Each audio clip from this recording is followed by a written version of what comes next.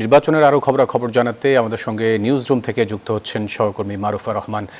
মারুফা, আপনার কাছে নির্বাচনের কি তথ্য রয়েছে? ফয়সাল, আপনাকে অসংখ্য ধন্যবাদ। রাত পোহালেই নির্বাচন, সুতরাং নির্বাচনের অনেক তথ্যই আমার কাছে রয়েছে। তবে এই মুহূর্তে আমরা জানাতে চাই ঢাকার যে বাকি আসনগুলো রয়েছে, যে আসনগুলো আমরা আগের বুলেটিনে জানাচ্ছি, সেই বাকি আসনগুলোতে কারা প্রতিদ্বন্দ্বিতা করছে, কোন প্রতীকে এবং কোন আসনে, সেই প্রার্থীর নামগুলো, প্রতীকগুলো এবং আসনের নামগুলো আরও একবার জানাতে চাই দর্শকদেরকে। তো আমরা প্রথমেই চলে যাচ্ছি ঢাকা 17 আসনে। ঢাকা 17 আসনের কার্ডটি যদি আমি দেখাই, সেক্ষেত্রে এখানে মোট প্রার্থীর সংখ্যা 11 জন। ঢাকা 17তে বিএনপির হয়ে প্রার্থী এখানে তারেক রহমান, যিনি ধানের শীষ প্রতীকে লড়বেন, এবং বাংলাদেশ জামায়াতে ইসলামীর হয়ে খালেদুজ্জামান, তিনি লড়বেন দাঁড়িপাল্লা প্রতীকে, এবং আমরা যেমনটি দেখেছি যে মোহাম্মদুল্লাহ, তিনি ইসলামী আন্দোলনের হয়ে হাত পাখা মার্কায় লড়বেন। এবং চলে যাচ্ছি আমরা এর পরের আসনে ঢাকা 17তে।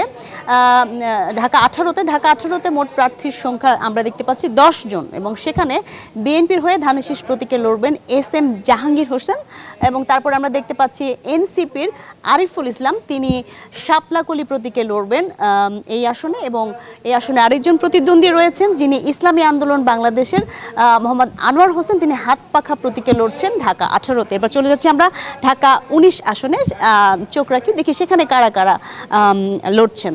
সেখানে বিএনপির হয়ে ঢাকা 19-এ আমরা দেখছি লড়ছেন দেওয়ান মোহাম্মদ সালাউদ্দিন। এখানে প্রার্থী মোট 6 জন। এনসিপির দিলশানা পারুল, এবং ইসলামী আন্দোলনের হয়ে লড়ছেন ইসলামী আন্দোলন বাংলাদেশের হয়ে মোহাম্মদ ফারুক খান হাত পাখা প্রতীকে। এবং আমরা চলে যাব পরের কার্ডে, ঢাকা 20, যেখানে মোট প্রার্থীর সংখ্যা 6 জন।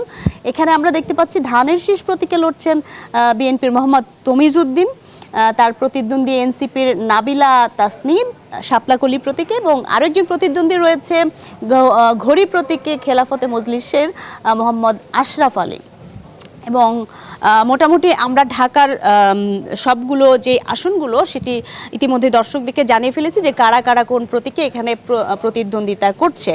এবং আমরা জানি যে প্রচলিত যে নির্বাচনগুলো, তার চেয়ে এইবারকার নির্বাচনে সকালে 1 ঘন্টা আগে নির্বাচন শুরু হবে এবং নির্বাচন শেষ হবে আরও 1 ঘন্টা বেশি সময়। এছাড়া কেন্দ্রভিত্তিক বেশ কিছু নির্দেশনা আছে নির্বাচন কমিশনের, যেমন মোবাইল নিয়ে যাওয়া যাবে না ব্যালট বক্সের কাছে, অর্থাৎ যে গোপন কক্ষ সেখানে। এছাড়া নিকাব নিয়ে বেশ কিছু বিষয় আছে যেগুলো ভোটারদের বেশ আগ্রহের জায়গা, এবং মোবাইল ফোন সহ বেশ কয়েকটি ইস্যু রয়েছে। এবং নিরাপত্তার ক্ষেত্রে বডি অন ক্যামেরা সহ সরকারের বিবিধ আয়োজন রয়েছে, যেটি এবারকার নির্বাচনকে সুষ্ঠু, উৎসব মুখর এবং ভোটারদের নিরাপত্তা নিশ্চিত করবে। ফয়সাল, মোটামুটি এই ছিল আমার কাছে সবশেষ তথ্য আসন ভিত্তিক। চলে যাচ্ছি আপনার কাছে। মারুফা, আপনাকে ধন্যবাদ আমাদের সাথে যুক্ত হবার জন্য। সবচেয়ে সুস্বাদু হালিম রাঁধুনি হালিম। হালিম হোক রাঁধুনি হালিম।